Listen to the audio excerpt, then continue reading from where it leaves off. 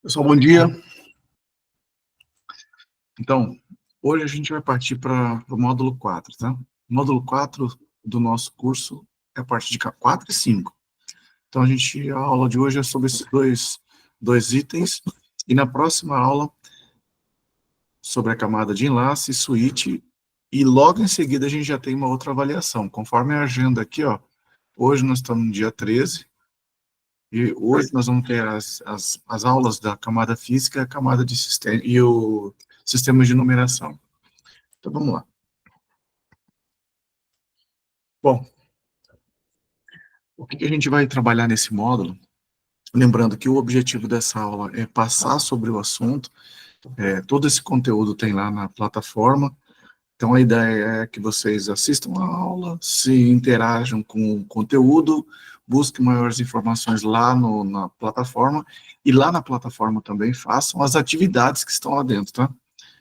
Então aqui a gente vai descrever as funções da camada física, as características da camada física, as características básicas do cabeamento de cobre, do cabeamento UTP, dos modelos, né, de cabeamento, o cabeamento de fibra ótica, os principais conectores, as características principais, e como é que a gente conecta esses dispositivos usando o meio físico com e sem fio. Basicamente, então vai trabalhar cabo UTP, cobre, luz, através da fibra, e a rede sem fio. Então, o propósito da camada física, como a gente pode entender aqui, é como qualquer outra discussão aqui em cima do tema. Então, ó, antes de qualquer comunicação de rede possa acontecer, eu preciso de uma conexão física. Ou seja, eu preciso estar conectado. Por que a conexão física? Porque é por onde o meu sinal digital vai chegar no outro destino, né? Então, ela pode ser com ou sem fio, tanto faz. O com fio, ele pode ser elétrico ou eletromagnético, ou seja, sinais, luz, né? A luz ou a rede elétrica. Então, aqui nas placas, nós temos as placas de rede, e alguns dispositivos podem ter apenas uma placa de rede, ou alguns dispositivos podem ter mais de uma placa de rede. Então, eu posso ter mais de uma placa de rede com mais de um dispositivo, eu posso ter diversas placas de rede com diversos dispositivos, então eu posso ter uma placa de rede sem fio, posso ter uma placa de rede de fibra, e no mesmo equipamento ainda posso ter uma placa de rede UTP de cobre, né? Então, nem todas as conexões físicas oferecem o mesmo nível de desempenho, ou seja, dependendo da característica do meio ao qual você está conectado, você tem que submeter as características físicas daquele meio. Isso é óbvio, a gente vai ver isso aí no decorrer aí da apresentação. Então, o que a gente tem aqui? Basicamente, o que ele demonstra aqui é aquilo que nós já vimos na aula passada com relação ao encapsulamento. Então, aqui eu tenho a camada de aplicação. A camada de aplicação ela é envolvida pela camada de transporte.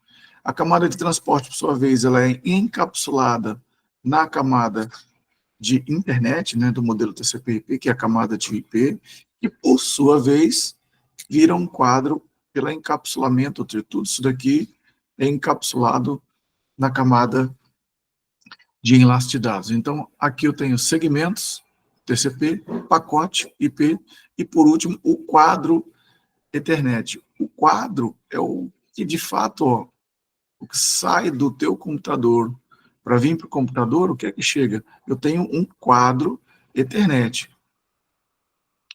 Quando esse quadro Ethernet, basicamente, é o que anda dentro da rede. Agora, esse quadro, basicamente, ele é dentro, quando a gente fala Ethernet, ele se enquadra dentro da camada de enlace de dados da camada do modelo OSI. Então, embaixo da camada tem a camada física. O que é a camada física, que é o que a gente está discutindo aqui agora? É como esses bits vão ser encaminhados. Então, aqui, na verdade, quando esses bits, uns e zeros, chegam aqui no meu servidor, ou como um retorno aqui no meu servidor, no meu cliente, esses bits ele tem que fazer sentido, eles fazem sentido na camada de enlace, mas essa transmissão de bits é feita basicamente na minha camada física, no meio físico local. É, então, quais são basicamente essas características? Então, dentro do modelo OSI, como a gente está vendo aqui, nós temos os 7 modelos. O que a gente está discutindo aqui agora é a camada física. Então, como a gente pode ver, as instituições que trabalham, que estudam as características físicas para poder fazer um aumento ou um aumento da qualidade, ou de segurança, ou de integridade dos dados, normalmente são instituições relacionadas à engenharia elétrica, não necessariamente a área da computação da rede, né? Basicamente, a gente tem na área de camada física e meio que enlace essas instituições, por exemplo, o I3E. I3E é um órgão americano de engenheiros eletricistas e eletrônicos, ou seja, não é a nossa área propriamente dita de rede de computador, da área da computação. A área da computação trabalha os protocolos daqui para cima, ou seja, da parte de enlace para cima, a parte de IP, parte de transporte, a computação, ela desenvolve aplicações que vão rodar em cima de redes, onde o profissional de redes vai projetar a rede, vai projetar a forma como essas redes vão se comunicar. Então, isso aqui é a nossa área, é o ITF, tá vendo aqui, ó? Mas essa parte aqui da camada física, essencialmente, quem cuida ou quem delimita normalmente são as instituições relacionadas à parte da engenharia elétrica. Aqui nós temos a ITO, que é europeia, e 3E, que é basicamente a instituição americana que designa, que faz esses estudos aí na área da camada física das transmissões, né? Então, basicamente, aqui nós temos, nos padrões de camada física, olha só, nós temos 3 coisas principais. Nós temos, primeiro, os componentes físicos. Depois eu tenho como é que eu codifico uma informação, porque o que eu tenho lá é bit, uns e zeros, beleza. Agora, como é que eu faço isso daqui ter sentido? Entende? Como é que isso... Então, ter sentido é a codificação. Então, como é que eu vou pegar uma informação do mundo real e vou colocar na forma binária? Beleza. Agora, eu sei codificar? Sei. Então, por exemplo, o 1 eu vou identificar como a subida de um sinal, o 0 como a descida de um sinal. Então, eu codifico o 1 com o meu sinal elétrico. Ou, por exemplo, numa luz, eu posso colocar lá luz rápida e luz lenta. Então, eu sei que isso aqui é 1, isso aqui é o 0, por exemplo. Então, eu consigo codificar. Agora, como é que eu vou sinalizar isso daí? Então, basicamente isso que a gente vê. Então, são 3 características principais que a gente tem nas transmissões, nas transmissões físicas dos dados. Então, ele coloca aqui que, ó, os componentes físicos basicamente são o quê? Os dispositivos, né? Então, eletrônicos, os meios físicos e os conectores, que transmitem e recebem esses sinais. Então, está aqui, a codificação, como eu estava dizendo, é isso. Então, como é que ele identifica basicamente, como é que eu posso identificar basicamente? Eu posso identificar na codificação eletrônica, por exemplo, eu tenho aqui a codificação Manchester, né? Então, eu tenho o 4B, o 8B, que seria o 10 mega. Então, por exemplo, o 0, nesse caso aqui, toda vez que baixar o sinal, ó, baixou o sinal daqui para lá, eu sei que é o 0. Toda vez que o sistema subir, aumentar a codificação, ó, sair daqui e subir, eu sei que eu codifico 1. Então, tá vendo? Então, eu tenho um padrão. Então, essa padronização é o que a gente chama de codificação. Então, o que eu vou receber? Eu vou receber esse tipo de coisa aqui, eu vou receber esse sinal elétrico. Agora, como é que eu faço esse sinal elétrico ter sentido em bits, uns e zeros? Através de uma codificação. Essa codificação ela pode ser feita... E se eu não tenho elétron, se eu tenho uma onda eletromagnética? Eu posso trabalhar na frequência dela, maior ou menor frequência. Por exemplo, aqui, ó. Então, aqui a gente tem, ó, você tem vários tipos de sinalização, de codificação. E de sinalização eu tenho aqui, ó, por exemplo, na luz. Tá vendo que eu tenho aqui, ó, pulso de luz, tá vendo? Ó, pulso de luz, ó. Isso aqui são formas. Eu tenho aqui, ó, na voltagem, então eu tenho a frequência, por exemplo, ó, uma frequência menor, uma frequência maior, uma frequência menor, uma frequência maior, uma frequência igual, uma frequência menor, tá vendo? Então isso aqui, ó, já determina para mim, por exemplo, se eu tiver uma codificação, eu consigo fazer uma sinalização no meu sinal de modo com que eu consiga entender os uns e zeros do meu sinal. Por exemplo, aqui, ó, baseada na fase. Então, por exemplo, enquanto ele estiver assim, é uma fase. Na hora que eu mudar a fase para cima, é outra. Por exemplo, aqui, ó, eu estou descendo, tá vendo? Descendo. Na hora que eu mudei a fase, é outra. Ó, estou descendo agora. Na hora que eu mudei, entende? Então, você pode ter por fase, eu posso ter por frequência, eu posso ter por amplitude. O que é amplitude? Amplitude do sinal. Eu tenho um sinal mais longo, é um sinal. Eu tenho um sinal mais curto, é outro. Então, eu tenho amplitude. Não necessariamente eu mexi na frequência. Aqui, ó. Eles podem estar tudo na mesma frequência, mas é a amplitude do sinal. Aqui eu estou mexendo na frequência. Aqui eu estou mexendo na fase do sinal, entende? Então, tudo isso permite com que eu tenha instrumentos para sinalizar os uns e zeros que decorrem na minha transmissão. Basicamente, a característica principal de tudo isso que a gente está vendo aqui é exatamente eu poder, através da frequência, através de quanto eu consigo transmitir naquele meio, eu dimensionar isso para dados úteis, né, que ele chama também de good put. No final no final da minha, no final das contas, o que eu quero mesmo é saber o seguinte: nesse jeito de codificar e de sinalizar, quanto que eu consigo transmitir de dados úteis. E isso é medido através do que a gente chama de largura de banda. Então, da camada física, eu tenho características físicas que determinam a largura de banda.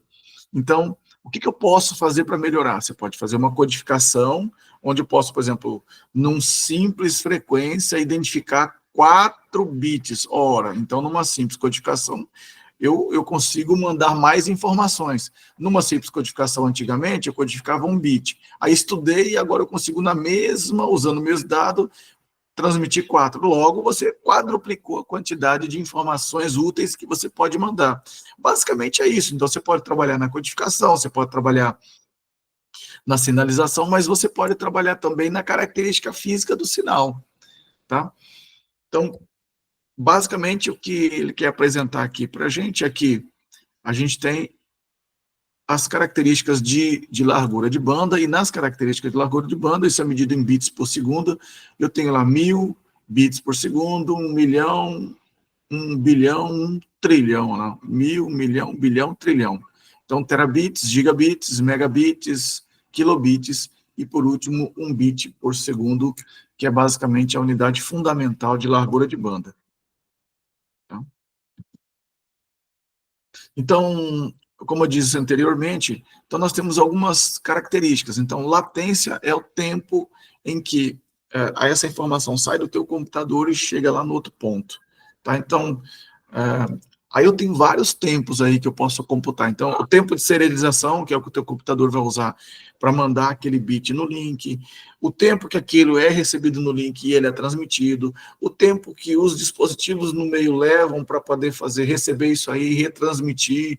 Mas o que importa, de modo geral, a latência, quando a gente diz latência, é a somatória de todos esses tempos. Então, eu soltei aqui e levou 5 segundos para chegar lá no meu destino, ou X milissegundos, 10 milissegundos, 15 milissegundos, assim por diante. Tá? Produtividade é a medida de transferência do meio físico dentro de um período, né? Quanto que eu consigo transferir em 1 segundo. E por último, o que eu disse anteriormente, o good put eu tenho o throughput, ou seja, a capacidade de encaminhamento. Desse throughput que eu tenho, eu consigo mandar 1 gigabit, mas desse 1 gigabit, 100 megabit, por exemplo, são de dados de controle. Então, quanto que me sobra de dados úteis para eu transmitir? Certo? Por exemplo, se você imaginar aqui, ó, eu tenho lá um caminhão, né? Eu não sou muito bom de desenho. Mas vamos supor isso daqui. Certo? Aqui eu tenho a pessoa que está dirigindo. Beleza. Daqui aqui, ó, é a transmissão dos meus dados. Mas de carga útil que eu posso carregar mesmo, é só esse pedaço aqui, ó. Então, o quanto que isso, o vermelho, representa do total transmitido. Então, é isso. Essa transmissão todinha aqui, ó, é o throughput. É isso aqui. Beleza. Mas quanto que eu consigo, de fato, carregar aqui dentro? Que é isso aqui, ó. Então, isso aqui, o carga útil dentro da capacidade total do link é o que a gente chama de good put, certo? Ou seja, é a capacidade útil que eu consigo transmitir dados dentro de uma camada física. Bom, sobre o cabeamento, então nós temos o primeiro que a gente vai sempre falar é o cabeamento de cobre, né? Então, o cabeamento de cobre é o cabo UTP ou o blindado, tanto faz, né? Então, a limitação desse cabo é que ele tem uma atenuação. Então, à medida que o sinal vai andando no cabo, ele tem uma atenuação muito forte. Por isso que, por exemplo, a gente tem o quê? Uma limitação de meio 100 metros, por exemplo, dentro dessa cabo. Eu não posso ter enlaces a mais do que 100 metros, porque o sinal atenua tanto que o receptor não consegue perceber mais as distinções daquelas codificações dentro de uma sinalização possível para que você consiga, de fato, decodificar aquela informação, aqueles uns e zeros. E aí ele pode decodificar errado e é o que a gente pode... E nessa decodificação errada você tem o que a gente chama de interferência. A informação que foi encaminhada não está íntegra no destino, né? Além disso, pelo fato dele ser um cabo e ser um cabo de cobre, isso aqui é quase como se fosse uma antena. E como antena, ele pode receber interferências eletromagnéticas, tá?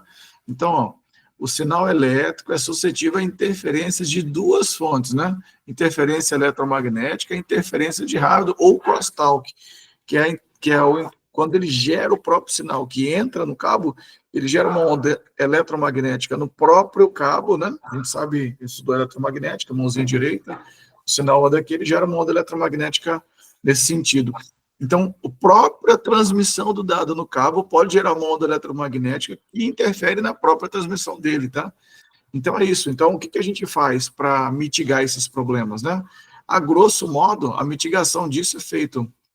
Ó, você tem limites de comprimento de cabo, então, como eu disse lá, no caso, 100 metros, mas, por exemplo, para categoria 8, CAT 8, CAT 6, por exemplo, eu tenho limitações menores, tá? Eu tenho limitações, às vezes, de cabeamento de 30 metros. Eu não posso passar disso, tá? Então, alguns tipos de cabo de cobre atenuam dos dois jeitos, né? Então, usando blindagem metálica e aterramento. Então, no momento em que eu uso uma blindagem, a onda eletromagnética bate e ela fica blindada naquela blindagem, não chega exatamente no cabo de cobre. E alguns tipos ele coloca cabo, atenuam no cruzamento, né? Por isso que você tem o par trançado, ele é cruzado exatamente por isso, para evitar esse tipo de interferência externa. Então, tá aqui, nós temos alguns tipos de cabeamento. Então, nós temos o que a gente chama aqui de UTP, que é o cabo muito mais comum, né? Então, é isso aqui, essas coresinhas que a gente vai daqui a pouquinho. Nós temos esse mesmo TP agora chamado de STP, quando ele tem uma blindagem, você está vendo aqui, ó. Ele tem um divisorzinho aqui dos cabos, um plástico, que divide os 4 conjuntos de cabos de par trançado, então vai cada um é tipo um cruzamento assim, cada cabinho vai num cantinho. Então, isso aqui, ó, é como se fosse assim, e cada parzinho vai aqui, ó, separado, tá? Além disso, você tem uma manta ao redor disso aqui, que é essa mantazinha aqui, ó, que faz a blindagem externa. Tá? Além disso, nós temos o que a gente chama de cabo coaxial, que está bem em desuso, mas foi muito utilizado antigamente, né? Então, aqui você tem o transmissor, aqui é onde passa o cabo, aqui você tem essa capa, tipo um plástico que reveste esse cobre, por fora você tem exatamente essa proteção, atuando quase quase não, atuando como se fosse essa blindagem desse cabo. E por fora você tem um revestimento de plástico, né? Então o cabo coaxial é isso aí. Varia, os cabos coaxiais variam na grossura, na bitela, no bitelo desse cobre aqui, tá? Às vezes mais grosso, menos grosso, dependendo do BNC. E também tem alguns conectores diferentes, mas isso aí a gente já quase não usa, né? Então, o que a gente tem de forma mais prática no dia a dia? Nós temos nos cabos UTP, tá? Então, o cabo UTP tem isso aí, ó, essa designação que ele coloca ali. Então, a capa externa, tem os fios, né, trançados, identificados com cores, para que a gente possa fazer a formulação desse cabo, a confecção desse cabo. E, por último, você tem um isolamento ali de plástico, né? Isolamento de plástico, que sim, e por último, você tem o próprio cabinho lá dentro, tá? Aqui nós temos o par trançado blindado, como eu já expliquei anteriormente, né? Um desenho dele, aqui o cabo coaxial, como eu já falei. O que eu disse para vocês é que desse cabo coaxial, ele pode ser às vezes mais grosso, ou apenas um pouco mais fino, dependendo da característica, mas o que a gente tem que ver é que nós temos esses conectores aqui que são diferentes. Esse cabo coaxial, ele foi muito utilizado, ele é muito utilizado, por exemplo, para quem usa antena parabólica. Você pode ver que é o cabo que você sai da antena parabólica, que você chega no teu equipamento, no modemzinho ou no demodulador que você tem lá. O cabo BNC, esse cabo aqui, ó, foi muito utilizado nos primórdios das redes de computadores. A gente usava as redes Novell, não sei para quem é dessa época, redes Novell. A rede Novell usava um terminador, um cabo coaxial que andava paralelo a todas as redes, e um terminador no final. Em cada ponto onde eu tinha um computador, eu tinha um terminador aqui, ó, que fazia um corte disso aqui e saía um cabo para cá. Se eu tivesse um computador aqui, eu tinha um cortezinho aqui, ele jogava para cá. Se eu tivesse um outro aqui, um corte aqui, o computadorzinho para cá. Era assim que funcionava antigamente no primórdio das redes, tá? Isso aqui basicamente é um barramento. Quando eu falo barramento, o que eu estou dizendo?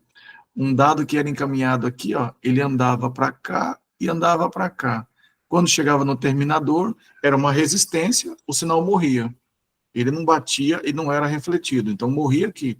E esse sinal vinha para cá. Quando ele vem para cá, ele anda para cá, ele vem para cá, chega aqui, o sinal é terminado no final. Então a gente tinha o uso desse conector BNC aqui, ó, para fazer as conexões dos computadores. Por exemplo, esse BNC era exatamente o que entrava aqui, ó, no computador. Tá? Aí eu tinha um T, que é o que eu usava aqui, e eu tinha um terminador que você fazia a conexão. Basicamente, esse fio de cobre aqui, ó, é exatamente esse elemento que estava aqui. Bacana? Então, como está aqui no material, ele já explica para a gente, né? Ó, são cabos coaxiais que ligam antenas, dispositivos sem fio, internet, assim por diante. Mas como já dissemos anteriormente, todos os cabos de cobre, eles têm os problemas da interferência eletromagnética, tá? O cabo UTP é o mesmo que a gente... Acho que eu já falei dele, né? Não. Então, tá aqui, ó. Então, o que ele tem? Tem 8 fios, né? Tem 4 pares, então são 8 fios. Cada par ele está entrelaçado um com o outro, então nós temos 4 coresinhas, laranja, azul, verde e o marrom, sendo que a gente tem as codificações, a gente vai ver daqui a pouquinho. Então nós temos, para que ele é cruzado? Por que ele é torcido? Exatamente para ter o cancelamento das interferências eletromagnéticas. Então, se eu gero uma onda eletromagnética no sentido, no vetor da esquerda para a direita, e se eu tiver um outro que manda da esquerda para a direita, eu anulo essa interferência. Basicamente é isso que é feito. Então é importante sim, tá? Não é preciosismo essa questão não é preciosismo a questão dos cabos serem trançados, tá? Então, quais são os tipos de cabo? Então, nós temos vários tipos de cabo UTP, então começou com categoria 3, né? Então você pode ver que ele é até azulzinho, depois nós tivemos categoria 5, 5E, e hoje nós temos a categoria 6, categoria 7, categoria 8, ou seja, o que varia nessas categorias? A categoria a categoria, quanto maior a categoria, maior o throughput de dados encaminhados. Fisicamente, o cabo de cobre é mais grosso, um pouquinho mais grosso, as conexões são mais robustas, e nós temos um problema, né, que é a atenuação do sinal. Quanto mais rápido, quanto maior a capacidade, menor a quantidade de distância que a gente tem disponível. Então, é muito comum que a gente veja uma substituição natural disso pelas fibras óticas, né? Então, a gente está vendo naturalmente uma substituição normal aí, principalmente nas velocidades acima de gigabit, 10 gigabit, por exemplo, a gente está vendo uma substituição gradual desse tipo de cabeamento. Então, está aqui os conectores, olha lá. Então, o que ele apresenta aqui como um conector mal terminado, não sei se vocês estão percebendo aqui, ó, tem um espaço aqui, tá vendo? Aqui, para o terminal. Isso aqui é um problema, porque na hora que a placa gera um sinal, que isso aqui entra, como esse cabo está reto aqui, ó, e ele está mal terminado, ele gera uma onda eletromagnética, um crosstalk, que faz uma interferência no próprio cabo. É por isso que a gente tem que deixar com que essa questão do trançado dele seja o menor possível dentro dessas especificações. Então, aqui, ó, é um cabo devidamente correto, finalizado, mas aqui é um cabo mal terminado. Então, a gente tem que ter atenção com esses detalhes, tá? Isso aqui faz uma interferência cruel. Aqui nós temos um conector macho, que é exatamente esse que a gente estava analisando. Então, o cabo chega por aqui, é feito o alinhamento das cores, e esse cabo, por exemplo, aqui eu posso ter um macho, e esse próprio cabo, ele pode entrar com os cabinhos aqui, e esses cabinhos serem colocados nas cores adequadas aqui. E esse cabo aqui é um cabo fêmea, né? Então, eu posso ter de um lado uma fêmea e um outro macho, e assim sucessivamente, ou duas fêmeas, dois machos, aí a gente que determina no uso que for, né? Mas basicamente é isso que a gente tem. Então, está aqui, o que ele está apresentando para a gente aqui é a codificação. Então, o que a gente pode enxergar aqui dessa codificação? Eu tenho 568A e o 568B. Eu não sei se vocês percebem, mas o que há de modificação aqui é o verde e o laranja. Então, tanto o azul quanto o marrom, eles são fixos, tá? Estão na codificação. Então, nós temos lá branco, verde, verde, branco, laranja. Então, se eu der uma olhada aqui, ó, se eu ver a codificação daqui para cá, o que é que muda? Então, aqui, branco, verde, verde, branco, laranja, aqui eu tenho branco, laranja, laranja, branco, verde. É como se eu substituísse um conjunto por outro, tá? Mas a sequência é a mesma. Então, eu não sei se vocês perceberam, mas, por exemplo, aqui eu tenho a ligação do 1, por exemplo, se eu usar aqui, ó, né? O que ele modifica, né, nessa ligação? Então, eu tenho o 1, o 2, o 3 e o 6. Então, o que me importa de tráfego de dados aqui, ó, é o 1, o 2, o 3 e o 6. Certo? Sendo que esses dois aqui na codificação é o verde e esses dois aqui é o laranja. Na outra, na codificação B, isso aqui é o laranja e isso aqui é o verde. Lembrando sempre que eu tenho que começar sempre pelo branco, branco, verde, verde, branco, laranja, laranja, e assim você já sabe, você consegue armazenar essa informação tranquila. Agora, olha só, eu tenho alguns tipos de dados. Lá no Packet Trace, a gente tinha aquele cabo straight through, que ele é lá no Packet Trace, ele é identificado como um cabo reto, e eu tenho o cabo cruzado, que lá no Packet Trace ele é identificado como um cabo assim, ó, né? Mais ou menos sobrelinhado assim.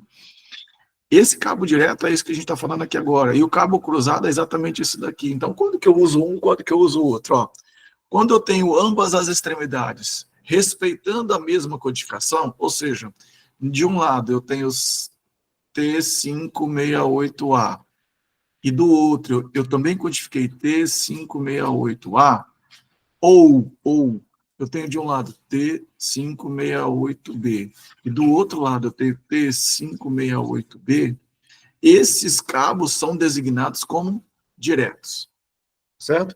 Agora, se numa extremidade eu tenho A e na outra extremidade eu tenho o B, ou vice-versa, né? Se em uma eu tenho A, no outro B, ou se não tenho o B, eu tenho A, que é a mesma coisa, só que de forma inversa, eu tenho o cabo que a gente considera como sendo o cabo cruzado, que é exatamente isso que ele está apontando aqui, né? E onde que eu uso um, onde que eu uso o outro? O cabo direto, normalmente é o que você usa para conectar o host a dispositivo de rede. Então, meu computador, como é que eu ligo num switch? Com cabo direto, tá? Agora, quando você liga, normalmente é o seguinte, ó, quando eu ligo o equipamento de camada 1 com camada 2, de camada 2, de camada 3, ou seja, computador num switch, switch num roteador, o que, que você usa? Quando você muda de camada do modelo, eu uso o cabo direto. Quando você usa conexões do mesma camada, por exemplo, se eu vou usar hub com hub, computador com computador, camada 1 com camada 1. Quando você vai ligar switch com switch, camada 2 com camada 2, ou roteador com roteador, nesse caso você vai usar o cabo cruzado. Perfeito?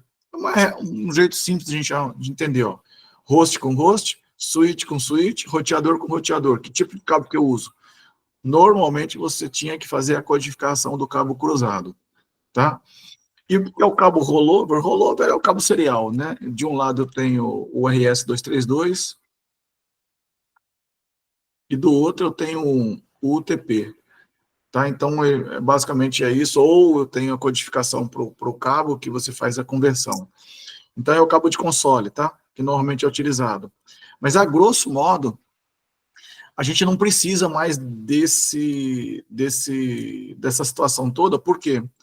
Porque os equipamentos, hoje em dia, já vêm com uma função chamada MDIX, né? O que o MDIX faz? Se eu tenho lá um switch, vai ligar em outro switch. Aí eu botei um cabo direto, ou um cabo direto aqui.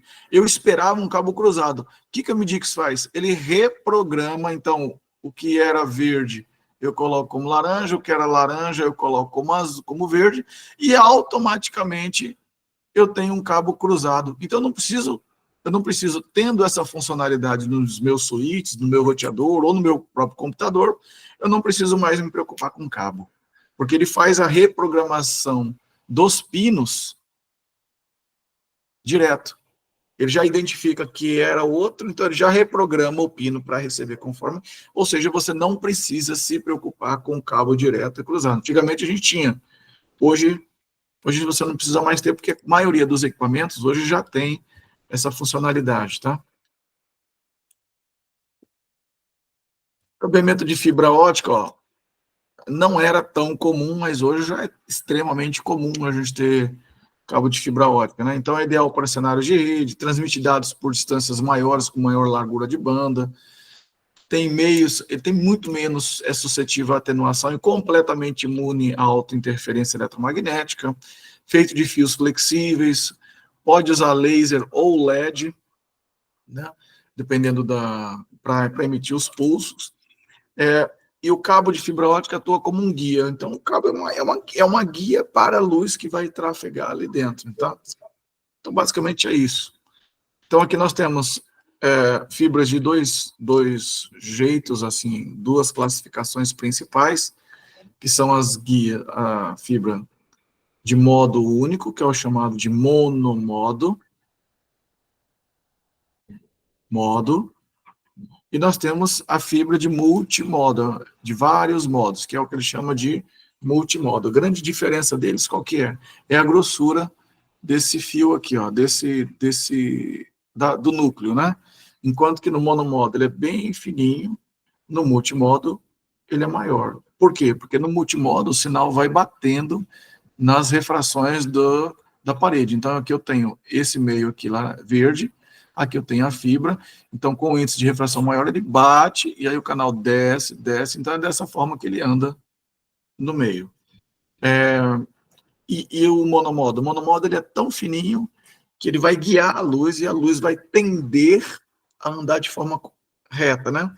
Então, ele tanto pode ser, o monomodo, ele tanto pode ser, também se classifica no modo modo, as fibras, como gradual ou degrau. O que é o gradual e degrau? O índice de refração dessa fibra, ela vai aumentando conforme vai chegando na base. Então, de modo com que, por mais, aliás, a multimoda, né, desculpa, né, ela tem a monomoda, ela é tão fininha que ela já vai no inter. No multimodo, eu tenho o degrau e o gradual. O que é o degrau gradual? Uma forma é o meu sinal ir batendo aqui, ó, tá vendo? De forma degrau. Outra forma é o meu sinal ir assim, ó. Ele vai e eu sofro o índice de refração maior na ponta, então eu automaticamente vou virando, ó. Então o sinal ele vai meio que andando como se fosse uma onda dentro do núcleo, tá? Então assim, eu tenho aqui menor e quanto mais eu vou afastando da borda, vai aumentando o meu índice de refração. Então, quando o meu sinal entra, ele vai, mas ele vai sofrendo uma uma compensação do índice de graduação de forma com que ele vai naturalmente se convertendo. Então, ele anda como se fosse uma onda mesmo, tá? Isso aqui é na fibra multimodo gradual, e no degrau não. No degrau, o índice de refração da fibra é igual, logo, se ela é igual, então ele vai fazer exatamente como está aqui, ó. Ele vai reto, né? Então, se o sinal entrou aqui, ele vai bater aqui, aqui é completamente, ele desce, bateu aqui, sobe, bateu aqui, desce, bateu aqui, sobe, e é assim que ele vai fazendo a transmissão, tá? A grosso modo, o que nós temos aqui que entender na diferença principal entre eles? Que o núcleo é muito pequeno no monomodo, ele usa laser mais caro, então é mais preciso, então a geração do sinal ela é mais cara, produzir laser é mais caro do que produzir LED, tá? E ele é utilizado para aplicações de longa distância. Enquanto que no multimodo, a gente tem os LEDs, que são a produção da luz, ela é mais simples, mais objetiva, ela não é tão focada, tão firme quanto um LEDzinho, então exatamente por isso ela sofre um pouquinho de maior de atenuação, e por isso mesmo você tem uma distância menor na transmissão desses dados. A grosso modo, a gente usa fibra multimodo em redes LAN, e a gente usa redes monomodo em redes WAN. Mas o que está acontecendo na prática? Na prática, hoje, 2024, como existem inúmeros projetos de FTTH, o que é FTTH? O provedor está usando muita fibra. Hoje em dia, os provedores, ao invés dos projetos de rede sem fio, agora eles estão usando fibra, está entregando fibra, está vendendo internet com fibra na casa do cliente. Então, eles estão passando a fibra direto lá na casa do cliente, lá desde do provedor até a casa do cliente, chegando com splitters e assim por diante. Beleza. FTTH é fibra até a casa do cliente, fiber to home. Beleza. O que eles estão usando lá? Eles estão usando fibra monomodo. Como eles estão usando fibra monomodo? Porque redes de longa distância dentro da cidade e assim por diante, essa fibra está sendo muito mais consumida. Então, você chega num distribuidor hoje para comprar fibra ótica, não tem mais fibra multimodo, só tem monomodo. Então, até para projetos de rede local, hoje em dia, a gente está meio que preferindo usar fibras monomodo, porque disponibilidade no mercado é mais fácil de fibra monomodo. Fibra multimodo, hoje em dia, já está difícil, pelo menos aqui no Mato Grosso, aqui em Cuiabá, de achar. Em alguns projetos da secretaria, nós tivemos, como a gente fez o projeto ainda com multimodo, nós tivemos que mandar buscar a fibra em São Paulo para trazer. Só uma dica para vocês entenderem como é que está o mercado em relação a essa situação. Aonde que isso aí afeta a gente que projeta a rede? Essa questão do mercado. Quando eu vou fazer um projeto, e eu tenho lá um switch, e vou interligar outro switch. Vou fazer por fibra, ok.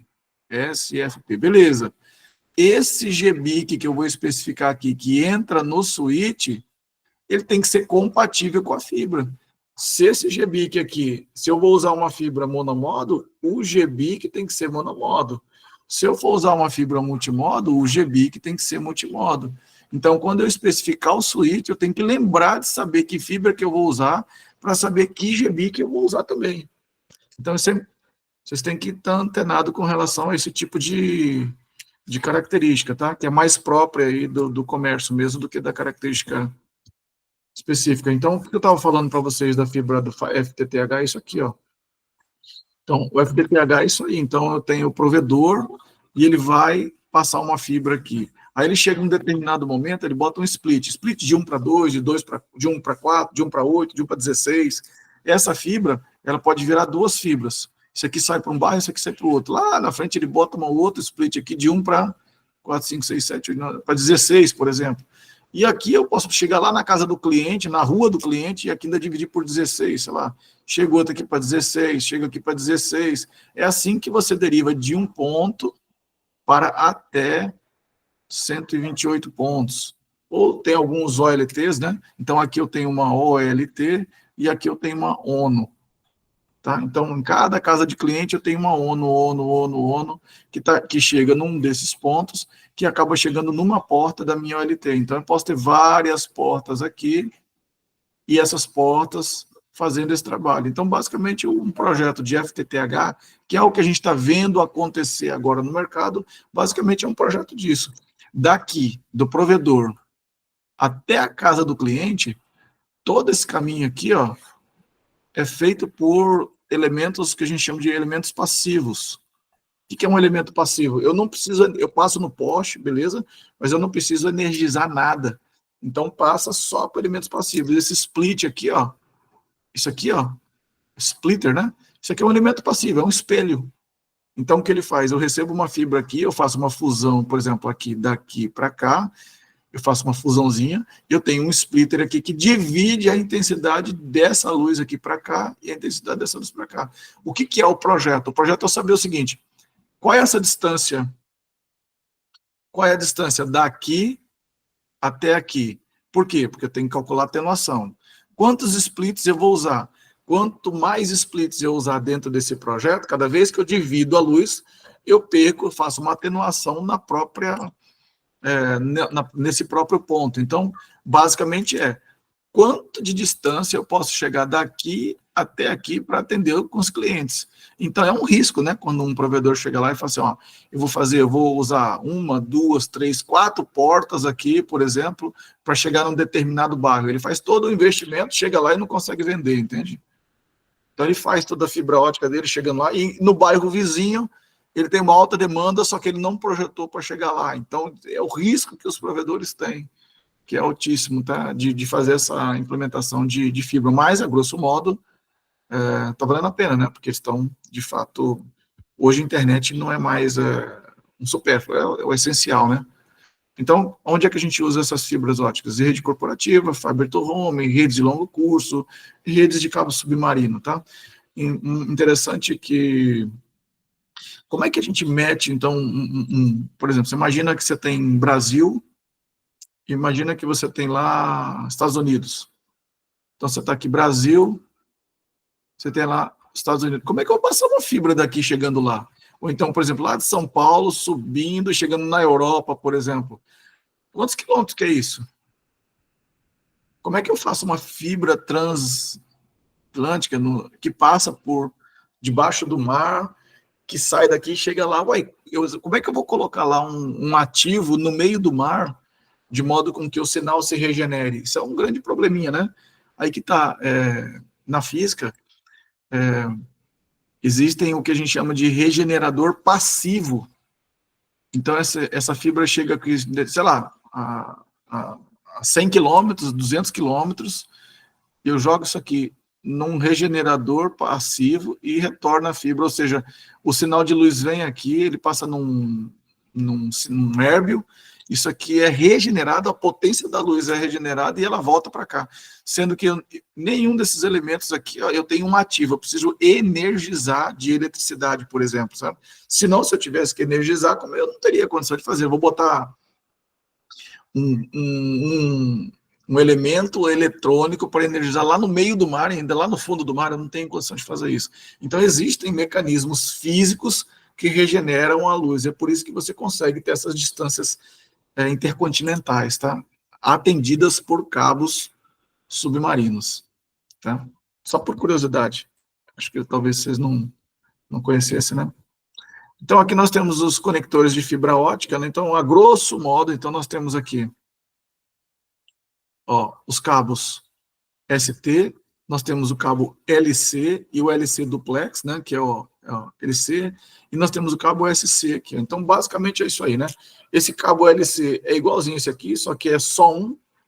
Nós temos o LC duplex, que é isso aqui, ó, que é o que a gente usa. Normalmente isso aqui é um multimodo, tá vendo? Normalmente esse LC dessa forma aqui é para um monomodo, tá? E aqui nós temos, né? Eu posso ter a combinação disso, né? Então eu posso ter o SC, que é o que a gente tinha antigamente, né? Para fibra que chegava na casa do cliente, normalmente chega nesse tipo de conector aqui, né? Que é um conector mais robusto do que simplesmente esse aqui, que é muito pequenininho. Mas dentro, por exemplo, de data center, é muito comum, muito mais comum a gente usar tipo, esse tipo de cabo aqui, o LC duplex, né? Que é o que você tem nos GBICs, coloca lá, então você pode ver que os cabinhos aqui são azuisinhos, e esses cabinhos aqui simplex, de fibra monomodo, normalmente são amarelinhos aqui, tá?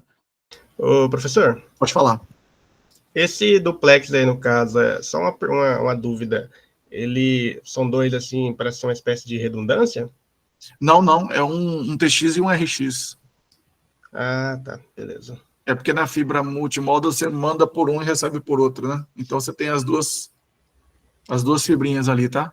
Então, por exemplo, Beleza. no teu GBIC, você vai ter, no GBIC, se você olhar ele, não vai olhar conectorizado, né? Porque isso aí queima a tua retina, mas você tira o teu GBIC e olha assim contra a luz, você vai ver que ele tem duas entradinhas, ele tem duas conectoras de fibra. E aí, esse simplex, ele entra, pena que eu não tenho aqui, mas depois eu posso mostrar para vocês. Fazer um videozinho lá na secretaria mostrando para vocês. Você conecta nele aqui, conecta do outro lado lá, então um manda, um recebe, outro manda, outro recebe. Você entende? Então, esse aqui fica ligado nesse, esse aqui fica ligado nesse. E o conjuntozinho é pronto, né? Ele fica meio que amarradinho aqui, ó, tá vendo? Se você apertar esse botãozinho aqui, ele desconecta. Se você apertar aqui, ele desconecta da fase, tá? Normalmente, Beleza. esses cabinhos já são prontos, né? Você compra o cabinho pronto, você não confecciona isso daqui. Alguns desses aqui, ó, por exemplo, desses SCs, existe uma montagem manual, você não precisa nem você não precisa nem do fusor, da fusão, sabe? Aqui você meio que monta ele de forma direta. Tranquilo, amigão? Beleza, professor. Então, aqui nós temos, ó, os tipos de cabo, tá vendo? Ó? Então, de fibra, ó, esse é tipo um pet cord, tá? Esse aqui é um pet cord, é a última milha, tá? Então, aqui você tem o SC, LC, PLC, single mod, tá vendo aqui, ó? Ó, você tá vendo que tá amarelinho aqui? Ó, ó, LC, single mod, tá? Eu posso ter o SC, que ó, é esse tipo de coisa. Isso aqui é muito mais, não é tão comum mais, tá? Esse tipo do SC, esse conectivo do SC. Mas aqui você tem, ó, o SC no outro modelo, e aqui o ST e o SC. Então você pode ter várias variações aí do tipo de cabeamento que você tem, né? Então, ó, o que ele coloca aqui para você saber? Que a cor amarela indica que a fibra é o quê? Monomodo. E as fibras laranjadas, que ela é multimodo. Então, você já meio que já identifica mais ou menos o tipo do cabo pela forma padronizada com que ele faz, tá? Aí, fibra versus cobre, né? Qual que é a ideia principal disso aí? A grande questão da gente tirar o cobre é exatamente a questão da interferência. Então, você pode ver, por exemplo, que é muito comum hoje em dia, é muito mais comum você ver switches de 10 gigabit com portas de fibra. Muito difícil você achar. E é muito mais caro também você achar os switches de 10 gigabit, 24 portas, 10 GB, de cabo UTP. Por quê? Porque o cabo UTP de 10 GB, o tamanho dele é curto, então é mais para data center. É difícil você entregar para um usuário final um switch de 10 GB. Porque eu vou botar um cabo lá até o computador dele, você não consegue ter mais do que 30 metros. Então é difícil um projeto desse jeito. Então, o que está sendo feito atualmente? A interligação via fibra ótica. Então, a fibra ótica, nesse aspecto, é legal. Mas como é que a gente usa a fibra hoje em dia na prática? Como é que a gente usa lá na secretaria? Como é que a gente faz isso daí? Como é que a gente faz os projetos? Então, eu tenho meu switch principal, esse switch principal se conecta no switch. Isso aqui, a ideia é que seja fibra. Então, daqui, para os meus switches, todos, fibra. Se um switch conversar com outro, fibra. Por quê? Porque nesses enlaces eu posso ter velocidades de 10 GB ou velocidades agregadas de 10 GB. Então eu posso ter um fluxo, eu posso ter, às vezes, passar 2 fibras aqui, eu posso agregar isso aqui sair com um enlace de 20 GB. Como em alguns lugares que a gente já refez, a gente já está rodando desse jeito. Mas na entrega final para o usuário, que é esse switch aqui, a gente normalmente usa o cabo UTP, que aí eu consigo chegar daqui para cá com 100 metros, então eu tenho uma maleabilidade melhor. Além disso, alguns novos projetos vão ser feitos como? Saindo daqui direto para o access point, tá? Então a gente vai ter agora muito mais comum que a gente comece a sair das redes cabeadas, tá? A ideia é que a gente comece a sair das redes cabeadas para as redes sem fio, tá? Então, largura suportada do cabo UTP de 10 MB, que é o Ethernet, até o 10 GB. Das fibras, é a mesma coisa, né? Só que na fibra a gente tem a gente tem 10 GB, eu tenho 25 portas de 25 GB, tenho portas de 40 GB, que é agrupamento de 4 portas de 10 GB, né, que é o 40 GB, e a gente tem também portas de 100 GB, que é exatamente isso que ele está colocando. Então, veja, eu tenho uma capacidade 10 vezes maior do que eu teria num cabo de UTP. Então, a distância é relativamente curta, de 1 a 100 metros, dependendo da velocidade do tipo de cabeamento que você está usando o UTP, e aqui não, depende da fibra, né? Se for fibra multimodo, tem fibra multimodo que você só consegue chegar a 100 metros, tem fibra multimodo projetada para 300 metros, tem fibra multimodo para até 500 metros, isso aí é uma conjunção da fibra mais o GBIC, mas nas redes monomodo, aí sim, tem de 2 km, 5 km, 10 km, 20 km, 100 km, ou seja, é o que está colocando aqui como as distâncias relativas no uso da fibra ótica, tá? Então, imunidade à interferência eletromagnética, você tem baixa, imunidade a perigos elétricos baixa, custo da mídia menor, e assim por diante. É muito mais fácil você fazer um cabo UTP do que fazer via fibra, né? Então, é exatamente isso que ele está mostrando aqui para a gente, ó. Então, muito embora você tenha a vantagem aqui, ó, a vantagem da fibra é essa daqui, tá? Muito embora aqui seja baixa, mas pode existir, isso aqui é zero, é imune. Então, você transmitir um sinal aqui, ele anda, ele chega, ele vai tender a chegar no outro lado mais íntegro, sem nenhuma interferência. Agora, o grande problema da fibra é exatamente isso, a gente tende a usar o TP por causa disso aqui, ó. Porque os custos, a habilidade e a forma de usar, a forma de fazer do cabo TP é muito mais simples, muito mais fácil de fazer do que da fibra. Então, na fibra eu preciso ter um fusão, eu preciso tenho todo um cuidado para manusear essa fibra, para passar. Então, o cuidado é mais complexo de fazer. Nós tivemos até, né, Rodolfo, uma situação aí em Rondonópolis de fazer uma rede totalmente fibra ótica. Qual que é o problema? A gente, na reunião, nós definimos lá, é que nós, da secretaria, ainda não temos habilidade e não temos equipe própria para mexer com isso daqui. Então, lembra disso? Lembro, tanto é que foi um projeto da Obras, né, de tirar toda a parte de fibra, toda a parte de cabeamento daqui. Isso, eles quiseram implementar no hospital, uma rede FTTH dentro do hospital, ou seja, ainda com equipamento defasado, não é nem o GPON atual, é o EPON primeiros lá, que a gente foi contra, no sentido assim, qual que foi o nosso questionamento, por isso que é importante a gente entender dentro desse contexto. Primeiro, a gente não tem a cultura do uso da fibra ótica, eu não tenho se der algum problema no teu equipamento aí, não tem ninguém aqui da infraestrutura que vai poder sair daqui de Cuiabá e ir lá e dar suporte para vocês, certo? Não tem ninguém com capacitação naquele equipamento específico que o fornecedor estava entregando, não tem capacitação na mídia física, ou seja, vocês iam estar por conta. Então, assim, foi aquilo que a gente decidiu, né? Vocês querem andar por conta e vocês resolveram, ou vocês querem o suporte nosso? Não, a gente precisa do suporte. Então, se precisa do suporte, aí por isso que a gente, naquela conversa, não autorizou. Mas não que não seja, talvez, uma solução também seja, tá? Mas talvez não está na maturidade ainda da nossa equipe ainda, tá? Mas tanto é que a gente não viu nem... Eu não peguei nenhum projeto da mão, só ia ser um projeto de fibra. Mas nem equipamento passaram, nem modelo, nem nada. Só falaram, olha, vai ser assim e tal. Tanto é que a gente... Não, eu já tinha conversado. Até que a SES estava sabendo, então eu falei, não, mas aí... aqui no nosso CPD, a gente tem uma característica bem interessante no nosso TI aqui, que os 3 aqui que trabalharam com provedor de fibra. Então vocês têm, né? Eu, o Tino e o Ezequiel trabalhamos com provedor de fibra. Legal, então, assim, bacana. A parte de fusão, se tiver equipamento, fazer as fibras, a gente faz tudo. Mas tem? Não. Exato. É muito caro. Alô. É isso que eu estou dizendo para você. E você sabe que no estado é difícil, né?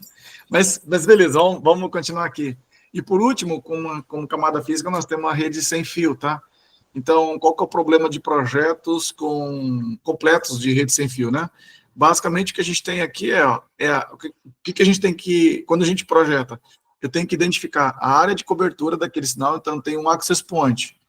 Beleza. Qual é a área de cobertura? Onde que esse sinal chega com uma capacidade, com uma atenuação suficiente para com que o elemento que está aqui também consiga receber, mas ele também consiga devolver para o meu elemento. Outra coisa, interferências. Então, se eu tenho um aqui e tenho outro aqui, esse sinal pode interferir aqui da mesma forma que ele interfere ali. E eu tenho elementos externos, geradores de sinal, que podem interferir na minha área de cobertura. Segurança, que como é uma área aberta, então como é que eu faço para esse elemento que está aqui entrar na minha rede, né? Aqui é a minha rede, LAN. Aqui é meu access point, que entra no meu switch, que entra na minha LAN. Então, como é que esse cara aqui vai fazer para eu garantir com que isso seja de forma segura? É uma senhazinha fácil? É uma conexão, é uma autenticação de usuário? É uma conexão com token? Como é que eu faço para... É um equipamento autorizado, uma instalação com certificado? São formas, tá? E aí, o que ele coloca aqui, que as WLANs médias operam em half duplex. O que é o half duplex? Ou eu só envio, ou eu só recebo. Eu não consigo enviar e receber ao mesmo tempo, né? Então, basicamente, é isso aí. Então, o que eles fazem na rede sem fio no momento em que eu entro na rede, que é o CSMA, na hora que eu entro, que eu tenho o tempo de eu transmitir, eu já digo, eu vou transmitir durante 5 segundos, digamos. Todo mundo recebe esses 5 segundos e fala assim, opa, então eu tenho que esperar 5 segundos antes de poder transmitir. Então é assim que é feito os tokens de acesso dentro de uma rede sem fio. Existem várias maneiras, tá? Estou dando um modelo mais simples, digamos assim. E aqui nós temos, da mesma forma que a gente tinha lá no cabeamento de cobre, nós temos aqui também nos meios sem fio. Então, a gente tem métodos de codificação, métodos de sinalização, frequência e potências diferentes. Quanto maior a frequência, menor é a capacidade de difusão do sinal. Ou seja, como é que eu faço para aumentar a amplitude do meu sinal? Aumentando a potência. Então, é igual um som, né? Então, eu estou ouvindo o som baixinho, eu quero que esse som chegue mais alto, aumenta a potência de transmissão. A frequência é uma característica intrínseca da onda eletromagnética. Tem as ondas com menor frequência, elas vão mais longe, as ondas com maior frequência, elas vão mais curtas, mas, em compensação, ondas mais curtas ou ondas mais frequentes, você consegue codificar mais bits ali dentro. Então, numa onda mais longa, eu consigo codificar menos bits. Então, é uma faca de 2 gumes, né? Eu consigo ir mais longe, mas eu consigo transmitir menos. Eu consigo ir mais perto, mas eu consigo transmitir mais. Tá? A grande questão de um projeto de rede sem fio é exatamente isso. Quantos APs eu vou colocar aqui dentro dessa área, para atender só essa área, de modo com que eu tenha uma potência suficiente para atendimento, com baixa atenuação, e com que eu tenha a maior velocidade possível da minha codificação. Então, eu tenho requisitos de receptação e decodificação e o projeto de construção de antenas que implementa exatamente essa dificuldade ou a facilidade. Por que construção de antenas? Porque, às vezes, num próprio equipamento, eu posso ter múltiplas antenas, e com múltiplas antenas, eu posso ter múltiplas transmissões e recepções simultâneas, tá? Basicamente, é isso que é o estudo de meio Wi-Fi, e isso influencia na escolha de determinado tipo de equipamento para o teu projeto. Basicamente, com padrões de rede sem fio, você tem Wi-Fi, Bluetooth, WiMAX e Zigbee. Wi-Fi é o que a gente estuda, Wi-Fi 5, Wi-Fi 6, Wi-Fi 7, tá? que é o que a gente já tem no mercado, equipamentos. Você tem Bluetooth, que é mais para WPAN, ou seja, a rede sem fio personal, particular, para eu usar aqui com os meus dispositivos dentro do ambiente. Ele tem uma frequência maior, mas ele não passa de, sei lá, de 10 metros, mais ou menos. Eu tenho o WiMAX, que é uma topologia ponto, multiponto para longa distância, e eu tenho o Zigbee, que é para equipamentos com baixíssimo consumo de energia, onde eu também tenho uma transmissão baixa de dados, né? Mas eu consigo deixar o equipamento lá funcionando, sei lá, 6, 8, 10, um ano, sei lá, tá? Então, em geral... Oi. Esse WiMAX aí, eu tive muito problema, eu tive muito problema com ele, porque se ativa nos rádios, às vezes, dá tanta interferência que cai a qualidade. Aqui em Ronaldo é horrível isso aí. Muita poluição. Aí você tem que desativar ele para ter qualidade de distância. A gente tem um ponto a ponto com um rádio aqui. Aonde?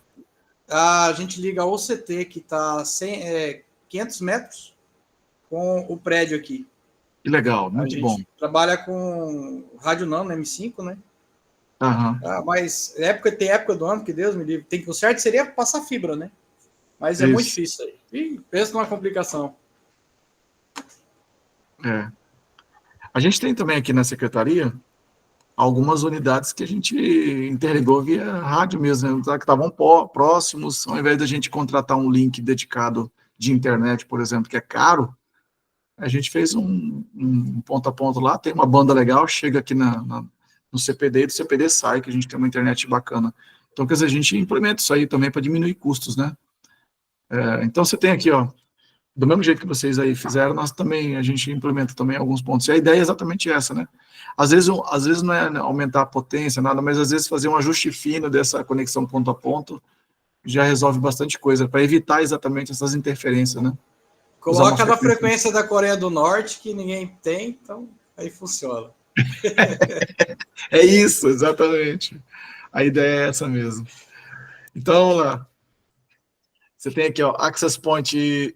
Então, quando a gente faz dentro de um projeto, a gente tem a quantidade de Access Points. Essa quantidade é determinada basicamente como? Qual é a área que eu vou atender, cada Access Point atendendo quanta área. Então, tem que pegar um mapa do local, identificar mais ou menos, fazer uma estimativa de sinal, desse sinal vai mais ou menos para tanto, aí você consegue identificar a quantidade de access points, a potência mais ou menos que você vai colocar em cada access point para atender aquela área em específica, quantidade de usuários que vai se conectar em cada access point. Então, um projeto ele tem que envolver todo esse tipo de característica, tá? Então, basicamente, ele é feito o access point sem fio mais o adaptador sem fio, que é o que é usado para conectar, mas dentro de um projeto, que é o que específico para a gente, é isso aí que a gente tem que levar em consideração, tá? Na Secretaria de Saúde, como é que funciona os projetos que a gente está usando na Secretaria, só para vocês entenderem. Nós temos aí o nosso Firewall, Fortinet, ele é utilizado como WLC, ele é o controlador sem fio. Esse Firewall entra nos switches, no switch normalmente de core, o switch de core normalmente entra nos switches que chega para o usuário final. Esse switch final é um PPoE que alimenta de energia o meu access point. O computador do usuário tem uma placa sem fio. Esse cara se conecta no access point através de uma SSID.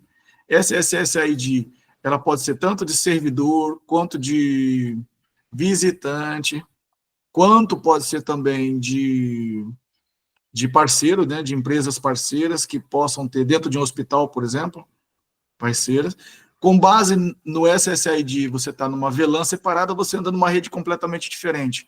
Então, ela bate aqui no meu firewall e o firewall determina se você vai sair para a internet, com qual velocidade, com qual filtro, se você pode acessar depois determinados servidores aqui dentro que você tem, ou não. Por exemplo, um visitante, a única coisa que quando ele bater aqui, ele tem que sair para a internet, mesmo assim, com acesso bloqueado de uma série de coisas. Eu não posso permitir, por exemplo, que ele acesse pornografia, que ele acesse dispositivos de equipamentos remotos, acesso remoto, essas coisas todas, né?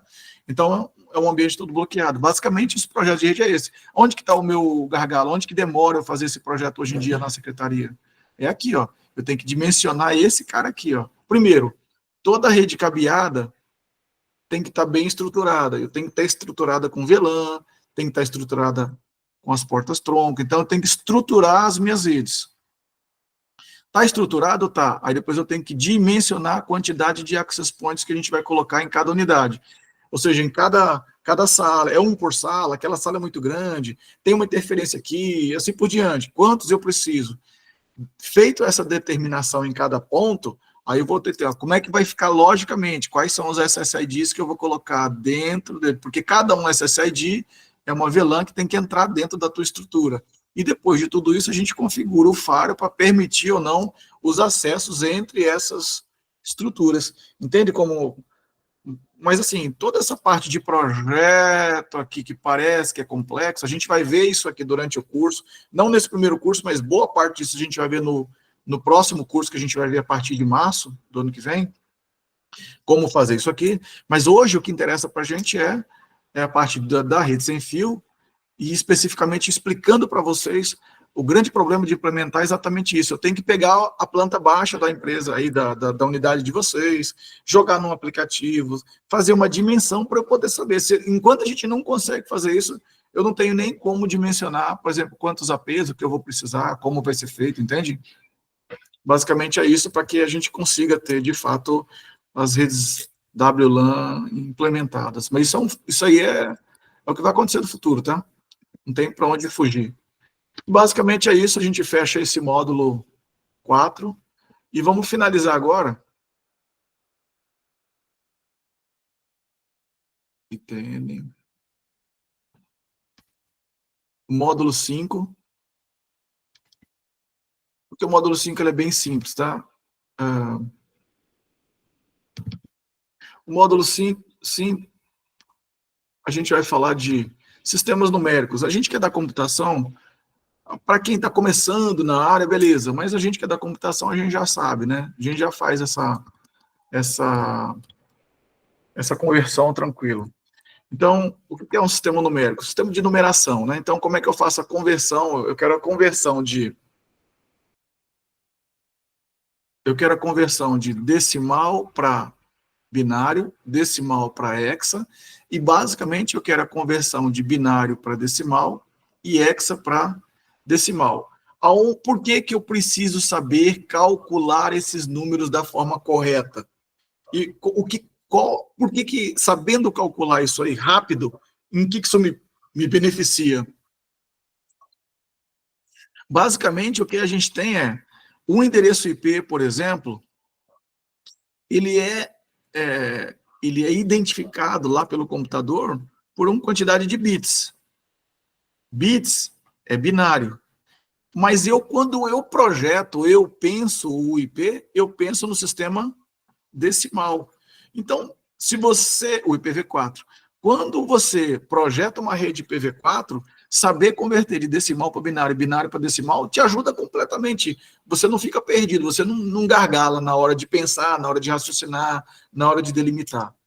E quando eu estou falando de IPv6, que também não é tão futuro assim, já está batendo a porta aí para a gente trabalhar, eu penso ele no decimal, mas em grande parte, hoje em dia, ele já é apresentado para mim quase todo em hexa, o sistema. Eu não enxergo mais o IPv6 no formato decimal, a gente já vê ele no formato em hexa, tá? Então, quando você vê por exemplo, 2001 DB8 ACAD 1.2.2.10/64. Isso aqui é o IPv6. Isso tudo aqui, ó, determina o prefixo da minha rede. Isso daqui, ó, é uma abreviação para os outros. Eu tenho 1, 2, 3, 4 elementos. Aqui eu também tenho os 4. 1, 2, 3, 4. Mas aqui está de forma abreviada. Aqui é tudo 0, 0, 0, 10. Então eu mostro assim. Mas todo esse número aqui, ó, tudo que você está vendo, esse 2001 não é 2001 em decimal, não. Isso aqui é binário. Esse DB8 não é DB8, não é palavra. Não, isso aqui é um binário. Porque em hexa eu tenho do 0 até o F. Então, D, A, B, ó, 9. O A é o 10, o B, o C, o D, o E e o F. Então, eu tenho do 0 9. Então, tudo isso daqui vai do 0 até o 15, por exemplo, em decimal, né? Do 0 até o 15, ou do 0 até o F, que é a representação em hexa. Então, é importante que a gente saiba fazer o cálculo do sistema numérico de cabeça, ou pelo menos tenha uma noção bem apropriada para isso, para que a gente não se banane lá na frente, na hora de estudar IPv4 e IPv6, tá? Então, basicamente, o que ele já colocou aqui, ó, que é o sistema binário.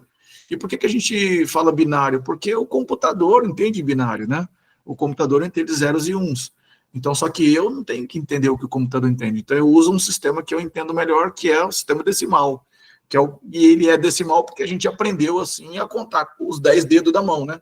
Se talvez eu tivesse 12 dedos, no sistema é 12 decimal. Ou se eu tivesse 8 dedos, ia ser octogonal.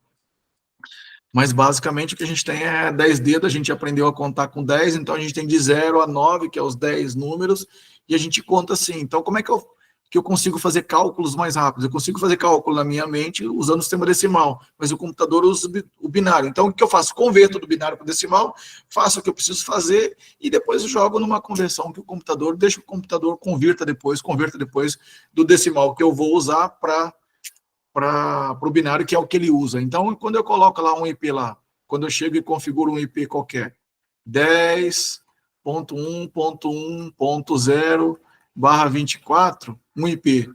Esse 10 aqui é o sistema decimal. Mas o meu computador não entende 10 em sistema decimal, ele entende 0,0001010. Isso que ele entende. O que é o número 1 aqui? É 1, 2, 3, 4, 1, 2, 3, 4. Ele entende isso. Então, isso aqui é o meu 10, isso aqui é o meu 1, o outro 1 é desse jeito, 0,00001, e aqui 0,0000. É assim que ele entende. O que é esses 24? É a minha máscara. O que é o 24? São 24 bits, então é 1, 2, 3, 4, 5, 6, 7, 8, 9, 10, 11, 12, 13, 14, 15, 16, 17, 18, 19, 21, 24. E aqui tudo zero. Ou seja, isso aqui identifica os bits que eu tenho na minha máscara, e esse IPv4, esse decimal, ele representa os bits que eu tenho aqui em cima. Então, é exatamente por isso que a gente está vendo essa questão de saber fazer essa conversão, tá? Então, o que ele está colocando aqui para a gente é que o IPv4, ó, cada endereço IPv4, ó, o meu IPv4 ele é composto por 32 bits. Como é que ele é organizado? Ele é organizado em octetos. O que é um octeto? Um agrupamento de 8 bits.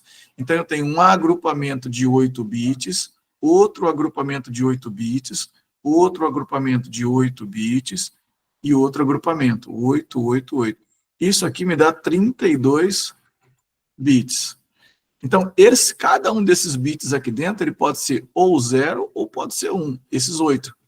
Então, eu posso ter 0, 0, 0, 0, 0, 0, 0, 0, tudo 0. Ou posso ter tudo 1, 1, 1.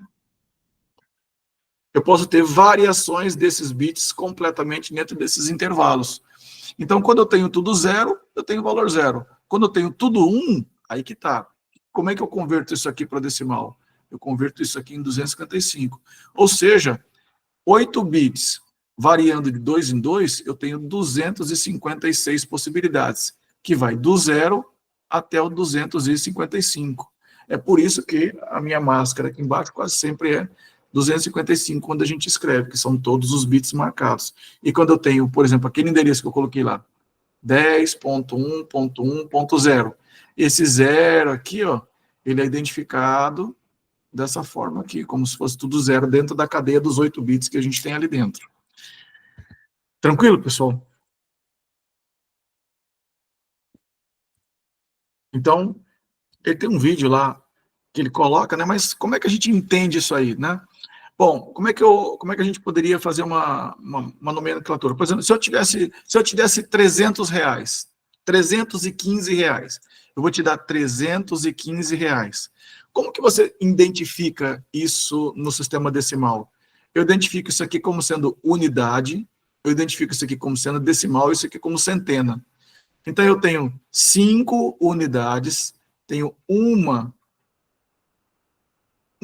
dezena e tenho 3 centenas. É por isso que eu consigo entender que eu tenho 300, 310, 300, 3 centenas, mais uma dezena, mais 5 unidades, 315. Matematicamente, o que é isso? Se eu tô falando que esse número varia de 0 a 9, então ele tem 10 possibilidades. Então eu estou na base 10, decimal. Cada casa, a unidade aqui, ó, eu coloco 10 elevado a 0 na primeira, 10 elevado a 1, 10 elevado a 2, 10 elevado a 3. Então, qualquer número elevado a 0 é 1. Qualquer número elevado a 1 é ele mesmo. Então, isso aqui é unidade, centena, dezena e assim por diante, tá? Então, por exemplo, a partir daí da posição do número, eu consigo calcular os valores, calcular a quantidade que eu tenho. Então, aqui eu tenho, ó, unidade, dezena, centena, milhar e assim por diante. Tá? Então, por exemplo, esse 315, eu coloco aqui, ó, 5, 1, 3. Então, o que seria isso aqui? Seria 3 vezes 10 elevado a 2, mais 1 vezes 10 elevado a 1, mais 5 vezes 10 elevado a 0. Então, 3 vezes 10 elevado a 2, 2 é 100. 3 vezes 100, 300. Mais 1 vezes 10 elevado a 1, 3 vezes 10, 1 vezes 10 é 10. Mais 5 vezes 10 elevado a 0 é 1. 5 vezes 1, 5. Logo, eu consigo entender que esse número aqui, multiplicado na base 10, ele representa 315. Tudo bem, eu mostrei só a demonstração do cálculo, né? Então, 5, 1 e 3, eu jogo ele nas bases apropriadas, eu consigo chegar naquele valor. Mas se, por exemplo, como é que eu consigo mapear isso aqui para um outro sistema, né? Como é que é o sistema binário? O sistema binário, vamos lá.